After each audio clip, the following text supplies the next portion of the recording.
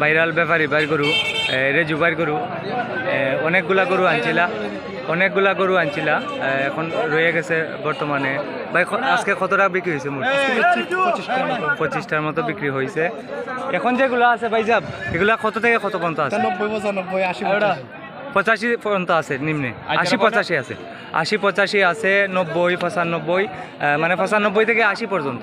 এই যে গরুগুলা দেখতেছেন 95 থেকে। আজাদ ভাই বিক্রি করে লাইছো? বিক্রি করে লাইছে। 4টা গরু আছিল। কয়টা আছে ওনে? একটা। 80 থেকে 95 করে এখানে গরুগুলো আছে।